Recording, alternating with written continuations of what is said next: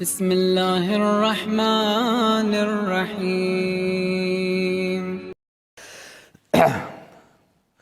عزیزان محترم،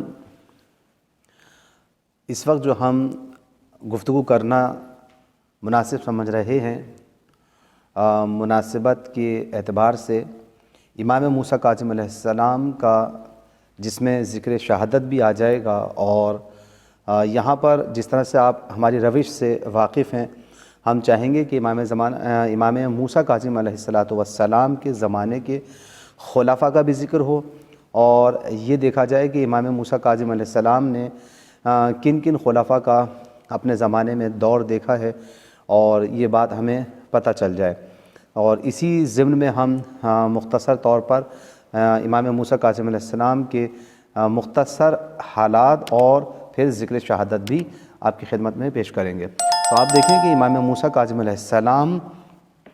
جب ہم تاریخ پہ نگاہ ڈالتے ہیں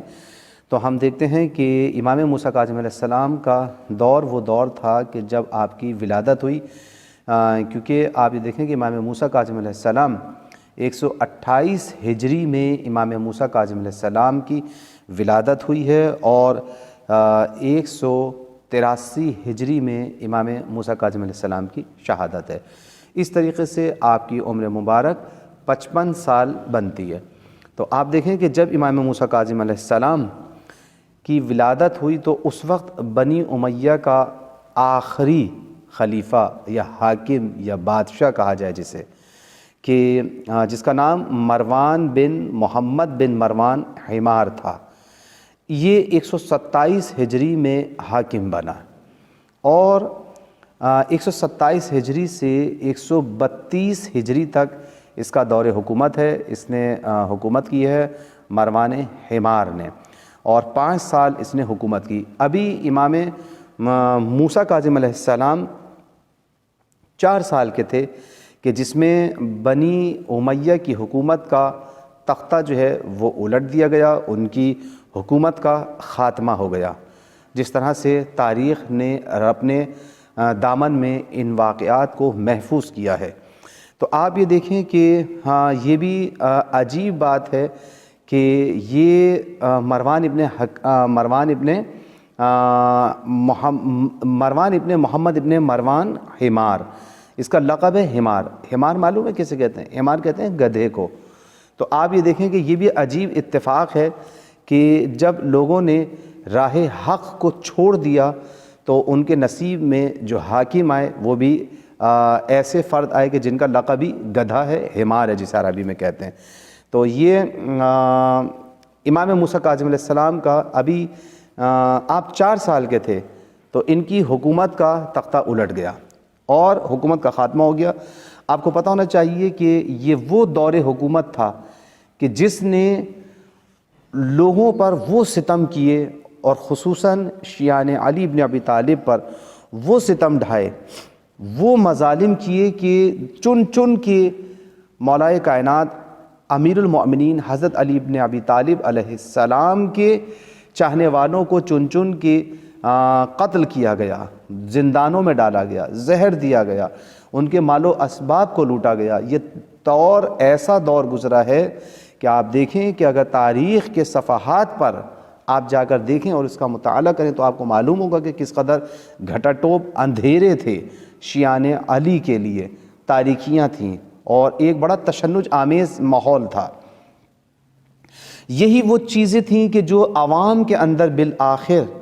رفتہ رفتہ جو ہے ان کے اندر، چونکہ اس عوام نے مولا کائنات حضرت علی علیہ السلام کی حکومت کا دور دیکھا جو عدل و دادگستری پر مشتمل تھا،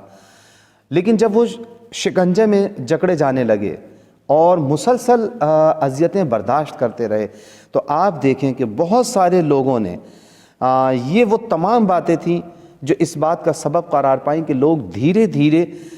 بنی امیہ سے برگشتہ ہونے لگے اور انہوں نے ان کے دلوں کے اندر لاوے پکنے لگے۔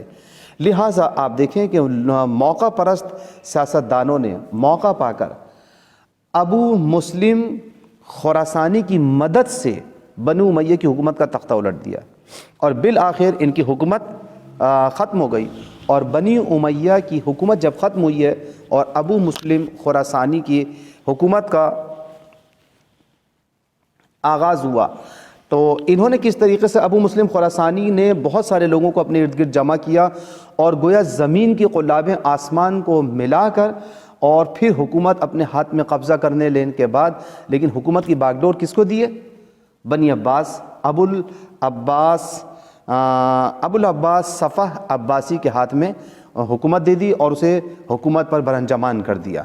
بس عزیزان محترم، یہ دور آپ کو پتہ ہونا چاہیے کہ جب ابو العباس بنی عباس کا پہلا خلیفہ ہے جس کے ہاتھ میں حکومت آئی، اور اس طریقے سے بنی امیہ کی حکومت ختم ہوئی اور بنی عباس کا دور حکومت شروع ہو گیا۔ اور یہ بات جو تھی 132 ہجری تھی۔ یہاں پر اگر آپ توجہ فرمائیں، تاریخ کا مطالعہ کریں، آپ دیکھیں گے کہ بنی عباس نے ظلم و بربریت میں بنو امیہ سے کوئی کمی نہیں کی،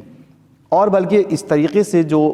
انہوں نے جب حکومت پر مضبوط ہو گئے، ہاں ایک فرق آپ کو نظر آئے گا کہ بنو امیہ کی حکومت کا دور بہت کم ہے، یعنی 100 سال سے بھی کم ان کا دور حکومت رہا۔ 40 سال اگر آپ خلفائے راشدین کی، جن کو حکومت کا دور کہا جاتا ہے عامت المسلمین کے نزدیک بھی، اور مولائے کائنات حضرت علی بن ابی طالب، اور پھر ان کے بعد امام حسن علیہ السلام کا 6 مہینے کا دور، اس دور کو نکال دیا جائے تو 41 میں بنو امیہ کا دور شروع ہوا ہے باقاعدہ طور پر، اور اس کے بعد پھر یہ 132 تک قائم رہا، تو 100 سال سے بھی کم کا عرصہ جو ہے ان کی حکومت رہی۔ لیکن بنی عباس کا دور حکومت جو کہ 132 ہجری سے شروع ہوا اور 656 ہجری تک یہ حکومت کرتے رہے، تو کتنے سال انہوں نے حکومت کی ہے؟ انہوں نے تقریباً 524 سال، یعنی 525 سال بنی عباس کا دور حکومت رہا۔ توجہ کیجئے گا۔ اب اس کے بعد آپ دیکھیں کہ جب بنی عباس کی حکومت کا دور یہاں پر سلسلہ شروع ہوا ہے، تو امام موسیٰ کاظم علیہ السلام اس وقت 4 سال کے تھے جب یہ دور 128 ہجری میں مولا کی ولادت ہے، اور پھر اس کے بعد 132 میں بنی عباس کی حکومت کا سلسلہ شروع ہو گیا۔ تو آپ دیکھیں کہ ابو العباس نے یہاں پر میں مختصر بیان کرتا چلوں کہ یہ ابو العباس نے 132 ہجری سے لے کر 136 ہجری تک حکومت کی ہے، جو 4 سال کا دور حکومت ہے۔ اس کے بعد پھر منصور دوانقی کا دور شروع ہوا جو ابو العباس کا بھائی ہے، اور اس نے 136 سے 158 ہجری تک حکومت کی ہے، جو تقریباً 22 سال بنتے ہیں۔ 22 سال منصور دوانقی نے حکومت کی، اور امام موسیٰ کاظم علیہ السلام اس منظر کو اپنی آنکھوں سے دیکھ رہے ہیں۔ امام جعفر صادق علیہ السلام کو اسی منصور دوانقی نے قتل کروایا تھا، اور جب امام موسیٰ کاظم علیہ السلام نے اس منظر کو بھی دیکھا کہ امام جعفر صادق علیہ السلام کی جب شہادت ہوئی تو آپ کی عمر مبارک کتنی تھی؟ 20 سال تھی، اور اس کے بعد بھی 10 سال منصور دوانقی حکومت کرتا رہا، اور یوں 158 ہجری میں بنی عباس کا یہ بادشاہ جو منصور دوانقی تھا اس کا بھی خاتمہ ہو گیا۔ اس کے بعد پھر اس کا بیٹا مہدی 158 ہجری میں برسر اقتدار ہوا، اور 169 ہجری میں اس کا بھی انتقال ہو گیا، تو یہ تقریباً 11 سال مہدی نے حکومت کی ہے۔ مہدی کا بیٹا پھر ہادی برسر اقتدار ہوا، اور اس کا دور حکومت 169 ہجری سے لے کر 170 ہجری تک 1 سال اس کی جو ہے دور حکومت رہا ہے، جس کی ابھی تفصیلات میں مختصر طور پر آپ کے سامنے بیان کروں گا۔ اور پھر یوں 170 ہجری میں ہارون رشید جو ہے وہ مطلق طور پر سلطنت اسلامیہ کا جانشین بن گیا، اور اس کے ہاتھ میں حکومت کی باغ ڈور ہو گئی، اور یہی وہ شخص ہے کہ جس نے تقریباً 170 ہجری میں یہ برسر اقتدار ہوا ہے ہارون رشید، اور 170 میں آنے کے بعد 183 ہجری میں امام موسیٰ کاظم علیہ السلام کو اس نے زہر سے شہید کروایا، تو 13 سال اس نے حکومت کی امام کی موجودگی میں۔ اور اس وقت امام موسیٰ کاظم علیہ السلام کی عمر مبارک جب ہارون رشید کا دور شروع ہوا ہے تو 42 سال تھی، اور اس نے 9 سال متعدد مسلسل کے بعد امام علیہ السلام کو بالآخر زہر سے شہید کروایا۔ اب ہم اس کا تھوڑا سا مختصر طور پہ جائزہ لیتے ہیں کہ آپ دیکھیں کہ جیسا میں نے مروان حمار کا ذکر کیا، اور اس کے بعد پھر ابو العباس کی حکومت کا دور شروع ہوا۔ ابو العباس جب حکومت پر آیا ہے تو اس نے علویوں کے ساتھ، شیعان علی کے ساتھ، مولا کائنات حضرت علی ابن ابی طالب علیہ السلام کے چاہنے والوں کے ساتھ اس طریقے سے برخورد کی ہے، اس طرح کا برتاؤ کیا ہے کہ لوگوں کو گویا زندان کے اندر بند کیا۔ کتنے لوگوں کو اس نے زہر دلوایا، کتنے لوگوں کو اس نے زندان میں بند کر دیا، اور زندگی کا دائرہ جو تھا وہ لوگوں کے اوپر بالکل تنگ کر دیا۔ آپ یہ دیکھیں کہ حد یہ ہے کہ اس نے امام علیہ السلام کے اوپر بھی دل کھول کے ستم کی، امام جعفر صادق علیہ السلام پر، اور اس کے بعد پھر امام عالی مقام کے لیے یہی بات آپ دیکھیں کیا کم تھی کہ ابو العباس کی جب حکومت آئی ہے اور صبر آزما لمحات گویا امام موسیٰ کاظم علیہ السلام اور امام جعفر صادق علیہ السلام کے لیے گزر رہے تھے کہ وہ ایسے اس صفت کے آدمی کی حکومت کی موافقت کریں یا حمایت کریں، ممکن نہیں تھا امام کے لیے۔ تو آپ دیکھیں کہ جب لوگ امام علیہ السلام کے ساتھ جو چاہنے والے تھے یا جو شیعان حیدر کرار تھے، جو علوی تھے، امام کی اتباع کرتے ہوئے اس کا ساتھ دینے کے لیے تیار نہیں تھے، تو اس نے بہت سارے لوگوں کو زندان میں، بہت سے لوگوں کو قتل کروا دیا، بہت سے لوگوں کو زہر دلوایا، یہ سارے کام کیے۔ اور بالآخر آپ دیکھیں کہ 136 ہجری میں ابو العباس صفاح کا انتقال ہو گیا، اور پھر اس کے بعد اس کا بھائی منصور دوانقی برسر اقتدار ہو گیا۔ اب آپ یہ دیکھیں کہ منصور دوانقی اتنا سفاک آدمی ہے، اور جب یہ بیٹھا تو یہی وہ منصور دوانقی ہے کہ جس نے شہر بغداد کی داغ بیل ڈالی۔ شہر بغداد کو اس کی جو بنیاد ہے وہ منصور نے اس کو آباد کیا، اور سب سے بڑی بات یہ ہے کہ منصور بے وفائی کے اندر اتنا مشہور و معروف ہے کہ آج تاریخ اسلام کے اندر اس کی مثال دی جاتی ہے، اس کی اور ابو مسلم خراسانی کی، کہ حد یہ ہے کہ جس کی محنتوں اور کاوشوں کے سبب بنی عباس کی حکومت وجود میں آئی، یا یوں کہا جائے کہ بنی عباس کی حکومت جس کے مرہون منت تھی یہ ابو مسلم خراسانی، حتیٰ کہ منصور دوانقی نے اس ابو مسلم خراسانی کو بھی نہیں چھوڑا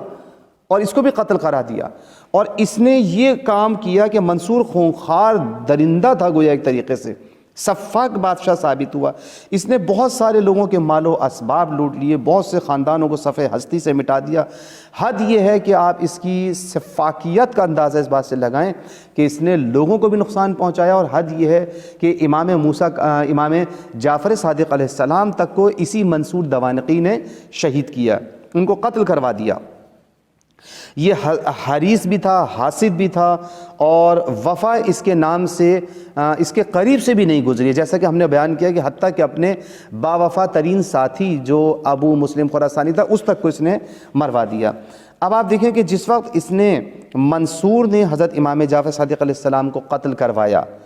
اس وقت امام موسیٰ کاظم علیہ السلام کی عمر مبارک، جیسا کہ میں پہلے بھی مقدمے میں بیان کر چکا ہوں، 20 سال تھی، اور اس کے بعد بھی 10 سال تک یہ حکومت کرتا رہا ہے۔ اور جب امام موسیٰ کاظم علیہ السلام 30 سال کی عمر مبارک تھی تو یہ منصور دوانقی 158 ہجری میں منصور ہلاک ہو گیا۔ آپ یہاں سے اندازہ لگائیں کہ اس نے امام جعفر صادق علیہ السلام کے اوپر زندگی کا دائرہ اتنا تنگ کر دیا تھا، یہ بات سوچنے کے قابل ہے۔ اتنا اس نے امام موسیٰ کاظم علیہ السلام اور امام جعفر صادق علیہ السلام کے لیے حالات تنگ کرنے کی کوشش کی کہ امام کو قتل کروایا، اور منصور دوانقی نے یہاں تک کیا کہ آپ دیکھیں کہ اس نے یہ کہا کہ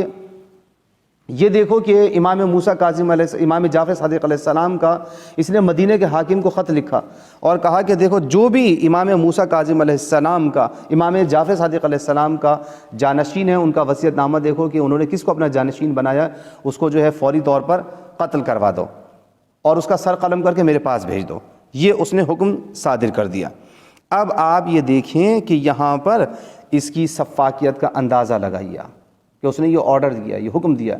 جب اس نے حاکم مدینہ نے لکھ دیا، جب وصیت نامہ حاصل کیا تو اس میں کس کس کے نام دیے ہوئے ہیں؟ اس میں امام جعفر صادق علیہ السلام نے 5 افراد کے نام دیے۔ امام جعفر صادق علیہ السلام نے حاکم کا بھی نام دیا، منصور دوانقی کا بھی نام دیا، اور خود اس کا جو حاکم مدینہ تھا اس کا بھی نام دیا، اور پھر یعقوب یہ جو ہے اس نے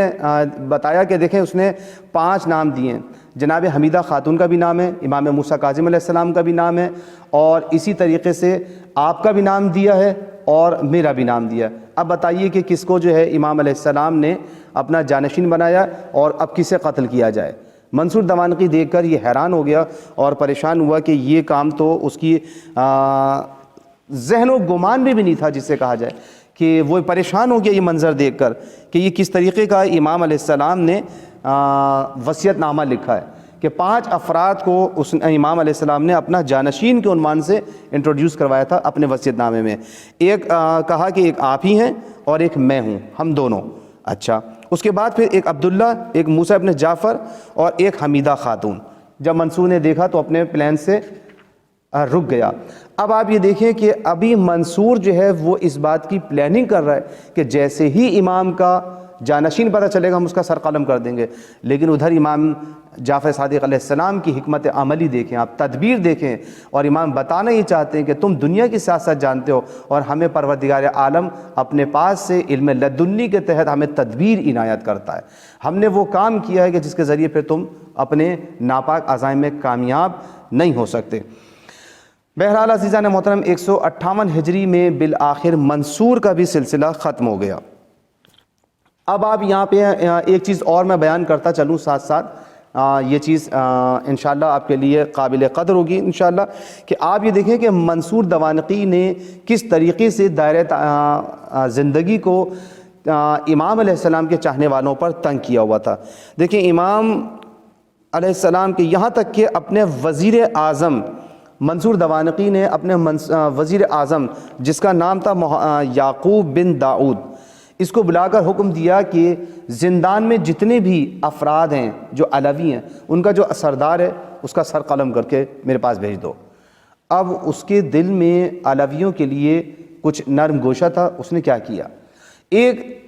سادات گھرانے میں سے ایک کو زندان سے بلایا اور اپنے گھر لے کر گیا, اور گھر لے جا کر اس نے کہا کہ دیکھو حاکم کا یہ آرڈر آیا ہے, یہ حکم آیا ہے, اور میں نہیں چاہتا کہ میں اپنے ہاتھ آپ کے خون سے رنگوں. لہٰذا یعقوب جو ہے اس نے بڑی پریشانی کے عالم میں, اور وہ سوچ بھی رہا ہے کہ حاکم کے اگر فرمان کو جاری نہ کروں تو پھر کیا کیا جائے اور میری زندگی خطرے میں ہو جائے گی. لہٰذا اگر میں ان کو قتل کر دیتا ہوں تو میں پیغمبر اسلام صلی اللہ علیہ وآلہ وسلم کو کیا منہ دکھاؤں گا. لہٰذا اس نے اس بات کی پرواہ نہیں کی اور بالآخر اس نے ان سید کو رہا کر دیا اور کہا کہ آپ یہاں سے دور چلے جائیں. لیکن عزیزان محترم ہوا کیا, اس موقع پر جو پہلو میں کنیز کھڑی تھی یعقوب بن داؤد کی, وہ حاکم کی جاسوس تھی, اور اس نے فوری طور پر یہ اطلاع اس کے پاس پہنچا دی, منصور دوانقی کے پاس. اب جیسے ہی منصور دوانقی کو پتہ چلا تو فوری طور پر یعقوب بن داؤد کو اپنے دربار میں طلب کیا اور گرفتار کروا لیا. اور گرفتار کرنے کے بعد کہا کہ یہ بتاؤ کہ تم نے فلاں آدمی کو, میں نے تم سے کہا تھا, کیا تم نے اس کو قتل کروا دیا؟ اس نے کہا کہ ہاں جناب میں نے آپ کے فرمان کو جاری کیا ہے. کہا کہ اچھا آپ نے میرے فرمان کو جاری کر دیا؟ کہا بالکل. کہا اچھا. اب اس نے اپنے غلام کو اشارہ کیا, غلام کو اشارہ کیا تو فوراً ان سید کو دربار میں حاضر کیا گیا. کہا پھر یہ کون ہے؟ اب جو یہ دیکھا تو یعقوب بن داؤد بے ہوش ہو کر زمین پر گر پڑے کہ یہ کیا ہوا. پریشان ہو گئے ذہنی طور پر کہ اب کیا کیا جائے. لیکن جیسے ہی ہوش آیا تو اب انہوں نے کہا کہ کہنے لگے کہ اے امیر مجھے اس کے حال پر رحم آ گیا. کہا اچھا دیکھیں عجیب جملہ ہے. کہا اچھا میں دیکھو میں تمہیں قتل تو نہیں کرتا لیکن میں تمہیں زندان میں ڈال رہا ہوں, عمر بھر تمہیں قید, یعنی تا عمر تا حیات تمہیں عمر قید دے رہا ہوں. تو آپ یہ دیکھیں یہاں پر کہنے کا مطلب یہ ہے کہ آپ سوچیں جب سید کو قتل نہ کرنے پر یہ سزا ملتی ہے کہ عمر بھر کی قید جھیلنی پڑے, تو خود سادات کی سزا کیا ہوگی, سید السادات کی سزا کیا ہوگی. کہ آپ دیکھیں جب سید کو قتل نہ کرنے کی سزا یہ ہے, جو اس کا اپنا سپاہی ہے اس کو سزا دی ہے کہ عمر قید میں ڈال دیا جائے, تو خود سادات کی سزا کیا ہوگی. اور پھر خود جن کی اولاد ہیں سادات, خود امام جعفر صادق علیہ السلام کو اس نے کس طریقے سے اذیتیں پہنچائی ہوں گی, آپ تصور کریں. اس کے بعد بہرحال آپ دیکھیں کہ مہدی نے اپنے باپ کے زمانے کی سیاسی قیدیوں کو آزاد کیا، کچھ لوگوں کو اس نے آزاد کر دیا تھا، کیونکہ منصور دوانقی کا جب انتقال ہوا تو پھر مہدی حاکم ہو گیا، جو اس منصور دوانقی کا بیٹا ہے۔ یہ مہدی بھی جو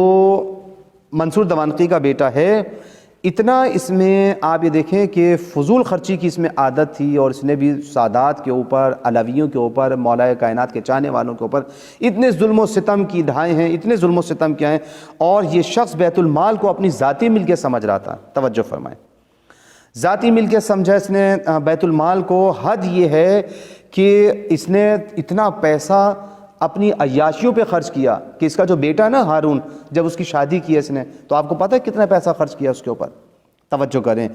تاریخ یہ لکھتی ہے کہ اس نے اپنے لڑکے کی ہارون کی شادی پر 5 کروڑ درہم خرچ کیے۔ اندازہ لگائیں کتنا بڑا یہ مرحلہ تھا کہ 5 کروڑ درہم عزیزان محترم کم نہیں ہوتے اس زمانے کے اعتبار سے، کہ جو اس کی، یعنی آپ دیکھیں بیت المال کو کس طریقے سے اپنا گھر کا مال اپنا ذاتی مال سمجھ کے خرچ کیا جا رہا تھا۔ توجہ کریں، یہ سوچنے کی بات ہے۔ آپ پڑھیں، تاریخ پڑھا کریں، واقعاً تاریخ پڑھیں، اور تاریخ اہل بیت علیہم السلام پڑھیں، تاریخ ائمہ پڑھیں، پتہ چلے آپ کو کہ یہ دین ہم تک جو ہے یہ مفت میں نہیں پہنچا عزیزان محترم۔ ائمہ اہل بیت علیہم السلام نے، اصحاب کرام نے، ائمہ اہل بیت علیہ السلام کے چاہنے والوں نے بڑی اذیتیں اٹھائی ہیں اس دین کو ہم تک پہنچانے میں، اسے محفوظ کرنے میں۔ ائمہ اہل بیت نے، ان کے چاہنے والوں نے، ان کی اولادوں نے، علماء نے، فقہا نے بہت زحمتیں اٹھائیں، قتل ہوئے، رنجشیں برداشت کی، شکنجے برداشت کیے، دربدری برداشت کی، ایسے ایسے حالات برداشت کیے۔ آپ یہ دیکھیں کہ مہدی کے جاسوس جو ہیں امام موسیٰ کاظم علیہ السلام پر مسلسل کڑی نظر رکھے ہوئے تھے، اور مہدی کو یہ خبر دے رہے تھے کہ امام موسیٰ کاظم علیہ السلام گویا انقلاب کی تیاریاں کر رہے ہیں۔ تو امام موسیٰ کاظم علیہ السلام کو اس نے گرفتار کرنے کا آرڈر دیا، اور کہا کہ اس سے پہلے کہ امام کو اس قسم کا قدم اٹھائے مدینے سے امام کو گرفتار کروا لیا۔ مہدی نے آرڈر کیا کہ امام موسیٰ کاظم علیہ السلام کو فوراً جلد از جلد مدینے میں ان کو گرفتار کر کے بغداد لایا جائے اور پھر قید کر دیا جائے۔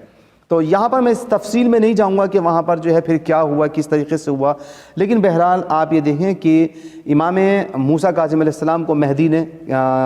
اسیر کیا اور زندان میں ان کو منتقل کروایا۔ لیکن پھر کسی ایک وجہ کی وجہ سے جو تاریخ میں بیان کی ہے کہ مہدی نے پھر امام موسیٰ کاظم علیہ السلام کو رہا کر دیا اور ان کو دوبارہ مدینے کی طرف بھیج دیا،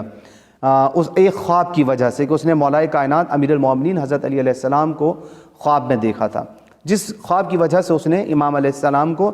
رہا کیا۔ لیکن اس نے اس کے باوجود امام پر کڑی نظر رکھنے کے لیے ہر طرف سے کچھ لوگوں کو ان پر معین کر دیا تھا اور مسلط کیا ہوا تھا،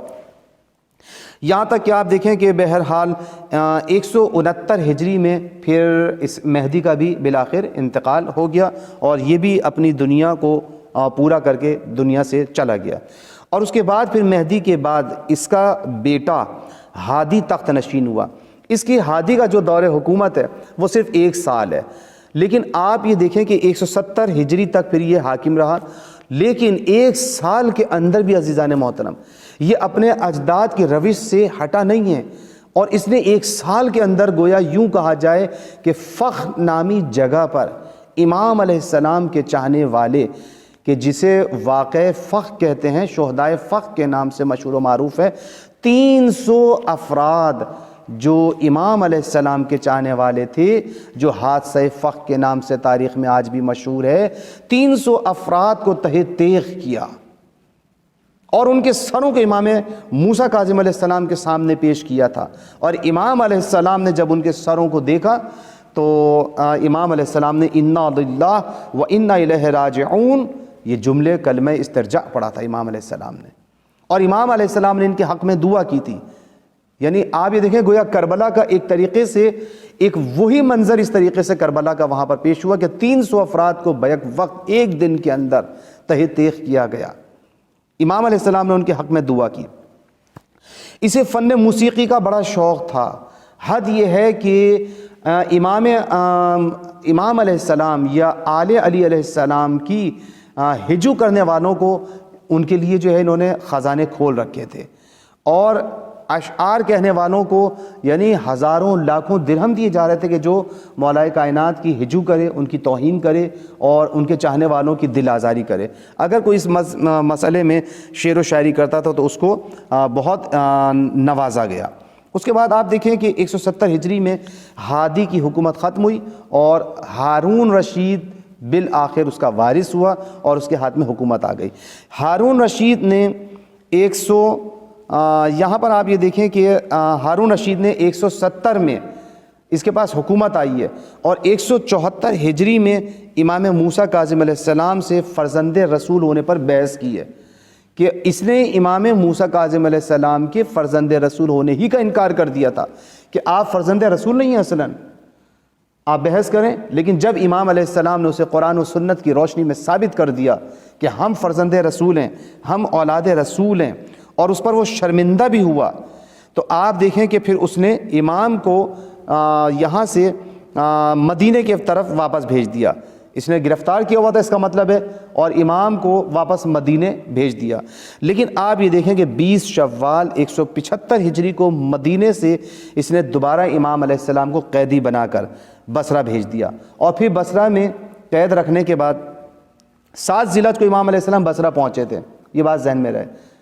175 ہجری میں، اور اس کے بعد پھر بصرہ میں پہنچے تو عیسیٰ بن جعفر کے زندان میں، وہاں پر آپ امام علیہ السلام وہاں پر عیسیٰ بن جعفر کے زندان میں رہیں، اور پھر وہاں پر کچھ عرصہ رہنے کے بعد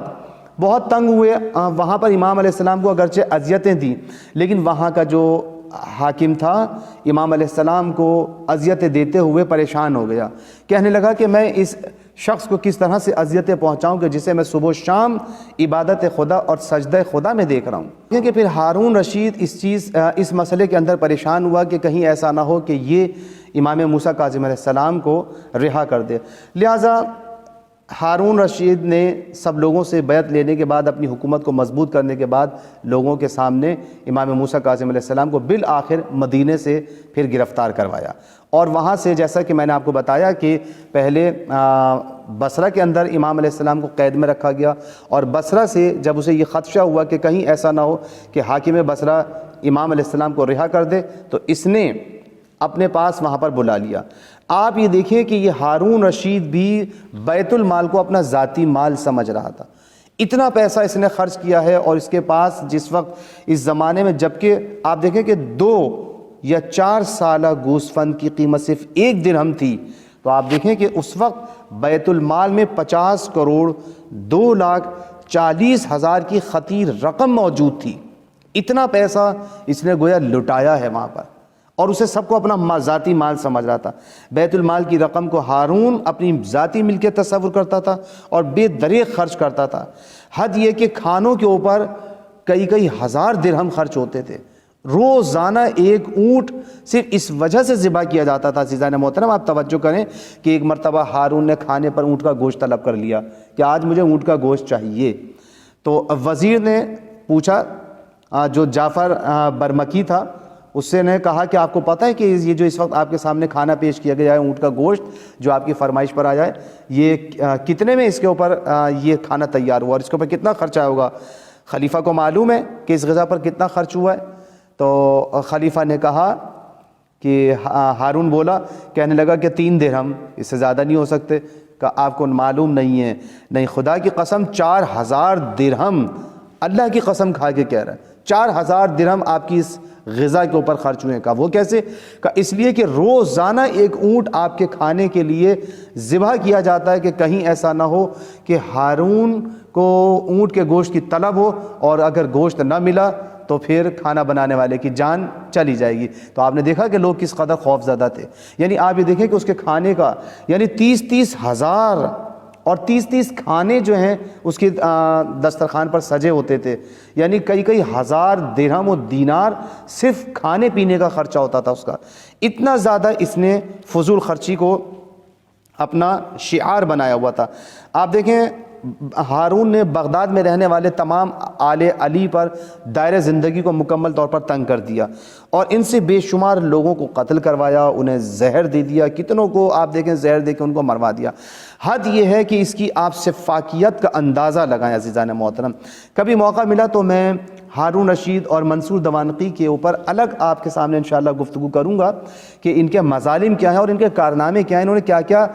مسلمانوں کے ساتھ کھیل کھیلے ہیں اور کیا کیا انہوں نے کارنامے انجام دیے کہ کس طریقے سے اشیان علی کو، مولا کائنات کے چاہنے والوں کو، یعنی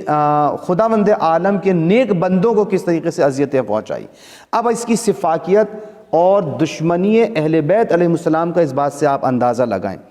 کہ وہ یہ سوچتا رہتا تھا کہ آخر کیا وجہ ہے کہ لوگ امام حسین علیہ السلام کی زیارت کے لیے آتے ہیں۔ اب دیکھیں وہ بغض جو امام موسیٰ کاظم علیہ السلام کے دور میں شروع ہوا تھا، امام حسین علیہ السلام کی قبر سے جو ہارون رشید نے بغض و عناد اپنے ذہن کے اندر لگایا، متوکل عباسی تک پہنچا۔ متوکل عباسی نے آپ کو یاد ہے کہ کیا امام حسین علیہ السلام کی قبر کی توہین کی، کس طریقے سے حل چلوایا، کس طریقے سے پانی چھوڑا۔ تو یہ پہلا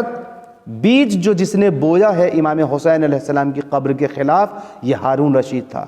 اور وہ یہ سوچتا رہا کہ آخر کیا وجہ ہے کہ لوگ امام حسین علیہ السلام کی قبر کی زیارت کے لیے آتے ہیں، کہیں ایسا نہ ہو کہ یہ زائرین جمع ہو کر ہمارے خلاف انقلاب کر دیں۔ یہ اسی فکر میں تھا اور یہ سوچتا رہتا تھا کہ لوگ برابر مسلسل زیارت سے شرف یاب ہو رہے ہیں، لہٰذا اس نے کیا کیا، اس نے اپنی خواہش کو پورا کرنے کے لیے کہ لوگوں کی توجہ امام حسین علیہ السلام کی زیارت سے ہٹے، اس نے یہ حکم دیا کہ وہ تمام گھر ڈھا دیے جائیں جو امام حسین علیہ السلام کی قبر کے ارد گرد موجود تھے۔ آپ دیکھیں کہ پہلا کام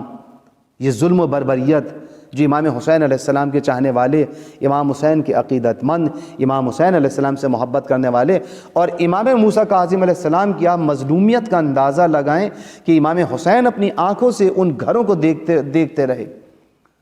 اور اپنے چاہنے والوں کا دفاع نہیں کر پا رہے تھے۔ کیوں؟ اس لیے کہ چاہنے والے اتنی طاقت میں نہیں ہیں کہ مقابلہ کر سکیں۔ آپ دیکھیں کہ یہ گھر ڈھا دیے گئے، مسمار کر دیے گئے وہ گھر، اس لیے اس نے یہ بھی حکم دیا کہ وہ درخت جو درخت سدرہ تھا اسے بھی کاٹ ڈالا جائے۔ کیوں؟ اس لیے کہ امام حسین علیہ السلام کی قبر پہ سایہ فگن تھا۔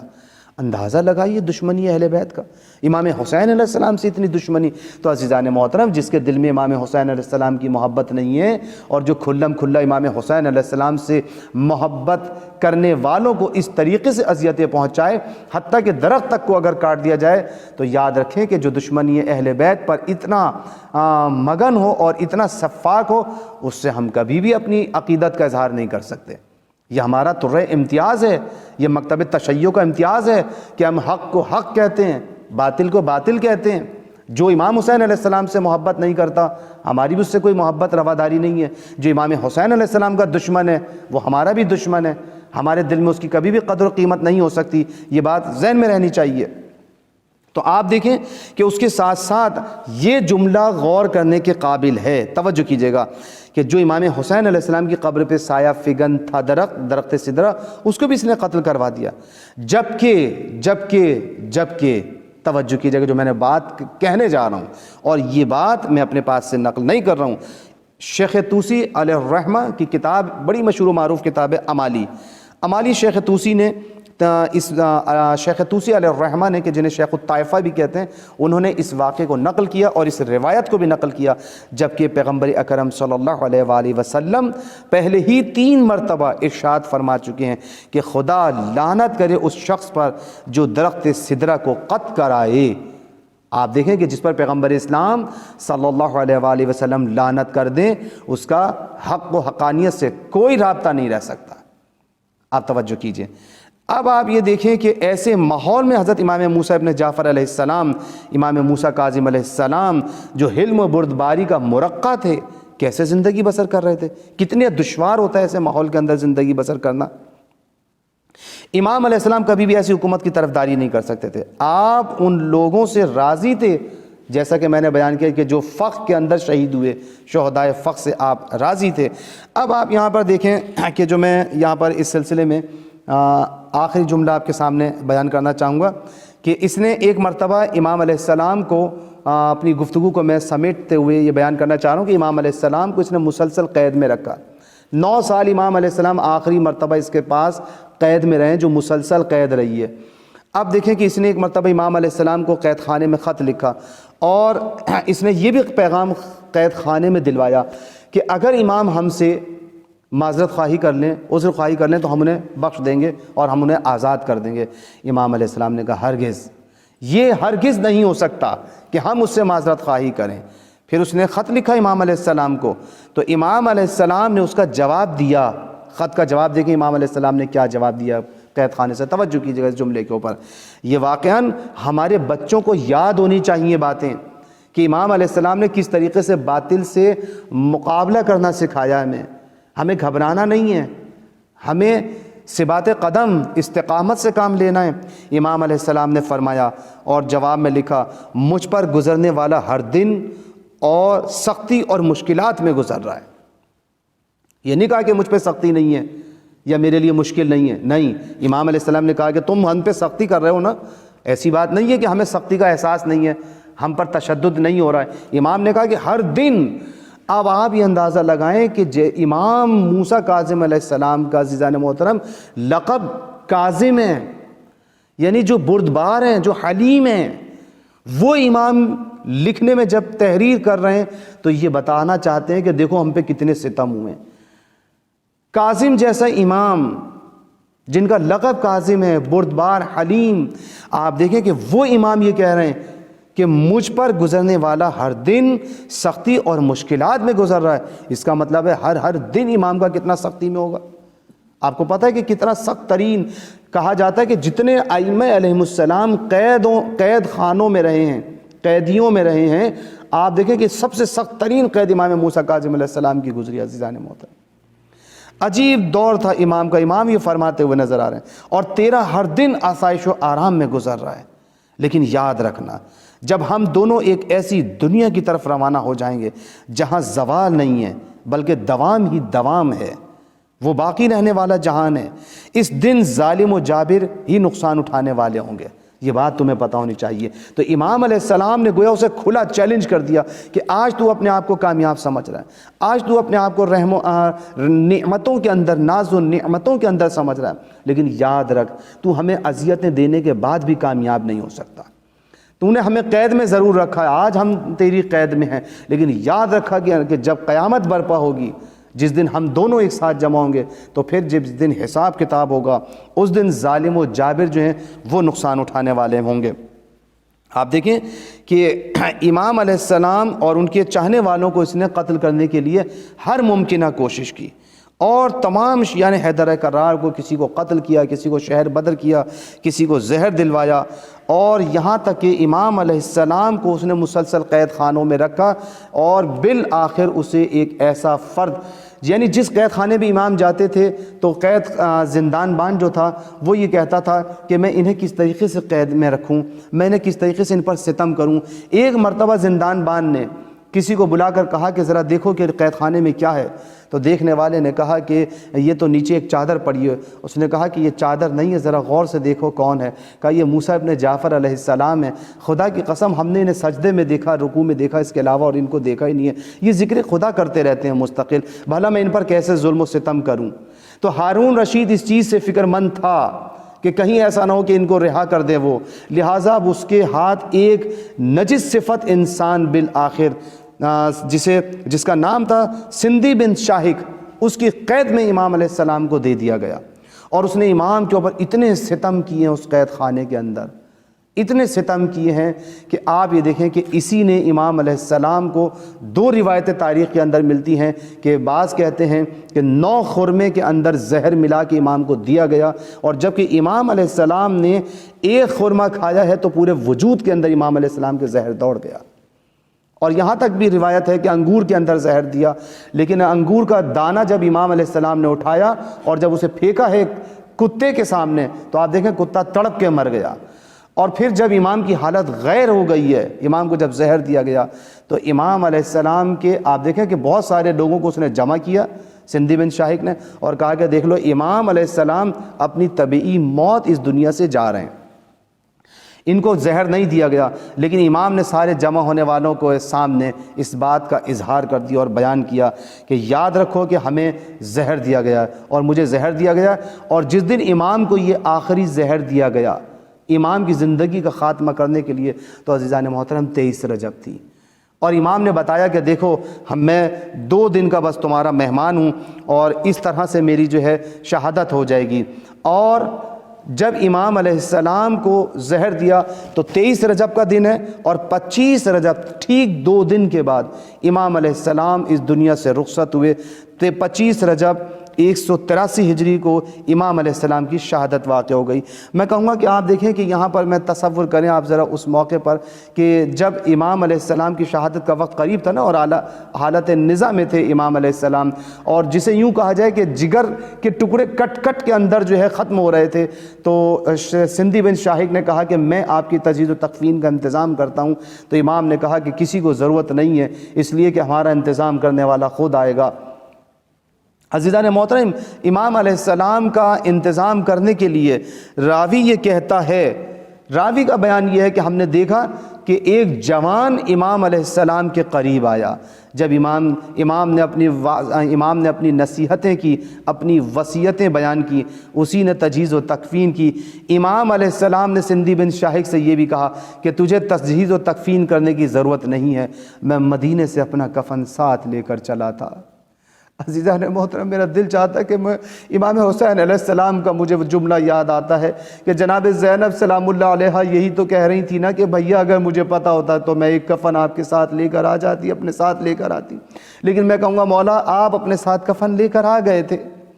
ہاں، آپ کو امام رضا علیہ السلام نے آپ کی تجہیز و تکفین بھی کی، آپ کو تشییع جنازہ بھی کی، لیکن عزیزان محترم جب امام علیہ السلام چلے گئے نا تو سندھی بن شاہق نے آپ کے جنازے کو حمالوں کے حوالے کر دیا، اور جسر بغداد کے پل پر امام کا جنازہ رکھا ہو۔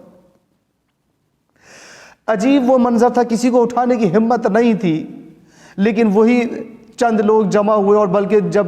یہ جملہ کہتے ہوئے جا رہے تھے جو جنازہ اٹھائے ہوئے تھے، جسے رافضیوں کا امام کا جنازہ دیکھنا ہے وہ آ کے دیکھو، یہ رافضیوں کا امام ہے، یہ رافضیوں کے امام ہیں، یہ موسیٰ بن جعفر ہیں۔ عزیزان محترم، جسر بغداد پر، پل بغداد پر امام کا جنازہ رکھا ہوا ہے، بالآخر لوگوں نے اٹھا کر دفنایا۔ میں کہوں گا ہاں، امام موسیٰ کاظم علیہ السلام آپ کو تجہیز تکفین بھی ہوئی، بیٹا آپ کے جنازے پر بھی پہنچا، بیٹا آپ کے لاشے پر بھی پہنچ گیا، لیکن مولا ہائے میں کربلا کے اس منظر کو یاد کروں کہ آپ کے لاشے پر بیٹا آیا تو آپ کے بیٹے کے ہاتھوں میں ہتھکڑیاں نہیں بندھی ہوئی تھی، رسن بستہ ہاتھ نہیں تھے، پیروں میں بیڑیاں نہیں تھی، خاردار توق نہیں تھا، لیکن کربلا کا وہ منظر کہ جب امام حسین علیہ السلام کے پاس سید سجاد آئے ہیں نا تو ہاتھوں میں ہتھکڑیاں تھیں، پاؤں میں بیڑیاں تھیں اور گلے میں خاردار توق پڑا ہوا تھا۔ میں کہوں گا ایک جملہ البتہ میں کہتا چلوں امام موسیٰ کاظم علیہ السلام کی بارگاہ میں کہ امام رضا علیہ السلام کو تعزیت پیش کرتے ہیں ہم مل کر، اور کہتے ہیں کہ ہاں مولا آپ نے بڑا دکھ دیکھا نا کہ امام رضا علیہ السلام نے کس طریقے سے اس منظر کو برداشت کیا ہوگا۔ توجہ تو کیجئے کہ امام موسیٰ کاظم علیہ السلام سے پہلے بھی ائمہ علیہ السلام نے قیدیں اٹھائیں، قید میں رہے، امام سجاد علیہ السلام نے بھی قید اٹھائی۔ ہاں عزیزان محترم، بہت سخت تھی امام سجاد علیہ السلام کی قید، لیکن میں ہاتھ جوڑ کر کہوں گا مولا امام سجاد علیہ السلام آپ کی قید میں اور امام موسیٰ کاظم علیہ السلام کی قید میں ایک فرق ہے، آپ کی رسیاں کھول دی گئی تھی، آپ کی ہتھکڑیاں بالآخر اتار دی گئیں، آپ کی بیڑیاں بالآخر کھول دی گئیں، گلے سے توق ہٹا دیا گیا تھا، آپ کو آزادی مل گئی تھی، لیکن ہائے بغداد کا یہ غریب امام، بغداد کا یہ غریب امام، امام موسیٰ کاظم علیہ السلام کی قید کا کیا عجیب منظر تھا کہ جب جنازہ کھولا ہے، تابوت کو کھولا تو دیکھا کہ امام کی شہادت کے بعد بھی آپ کی زنجیر، آپ کا جنازہ، آپ کا لاشا زنجیروں میں جکڑا ہوا ہے، ہاتھوں میں ہتھکڑیاں ہیں، امام کے لاشے پر زنجیریں جکڑی ہوئی ہیں، آپ کی قید ختم ہو گئی تھی مولا سجاد، لیکن امام سجاد آپ آپ کے فرزند ارجمند امام موسیٰ کاظم علیہ السلام کی قید ختم نہ ہوئی اور اسی عالم میں دنیا سے چلے گئے؟ میں کہوں گا ہاں عزیزان محترم، بس میں آج جملے جو آپ کے سامنے آخری جملے بیان کرنا چاہوں گا وہ یہ ہے کہ صدیوں کے دبیز پردے، تاریخ کی تاریخ وادیاں، وقت کی سیاہ راتیں آپ کے عظیم پیغام کو چھپا نہیں سکتی۔ آپ کا کردار ساز پیغام وحی کے سانچے میں ڈھلا ہوا پیام آج بھی فضائے بے کراں میں گونج رہا ہے۔ آپ دیکھیں کہ ہم اس لیے اشک بہا رہے ہیں عزیزان محترم، یہ آشیان حیدر کرار اس لیے ائمہ اہل بیت علیہم السلام کی مصیبت پر اشک بار ہیں کہ آپ کی زندگی سے عزم و استقلال کا سبق حاصل کریں اور آپ کے پیغام کو تاریخ کے قبرستان سے نکال کر دنیا تک پہنچا سکیں۔ اور سب سے اہم بات یہ ہے کہ آپ کی بنائی ہوئی بنیادوں پر اپنے کردار کو بنا سکیں، کردار سازی کر سکیں، اپنے کردار کی تعمیر کر سکیں۔ بس عزیزان محترم، آپ کے اخلاق کے آئینے میں اپنا اخلاق بنا سکیں۔ ہم اس وجہ سے امام علیہ السلام پر گریہ کرتے ہیں۔ یہ گریہ عقیدت ہے، گریہ محبت ہے۔ ہمارا سلام بلکہ تمام مخلوقات عالم کا سلام ہو امام موسیٰ کاظم علیہ السلام کے جسد پاک پر ہمیشہ اور ہر جگہ۔ السلام علیکہ یا موسیٰ ابن جعفر۔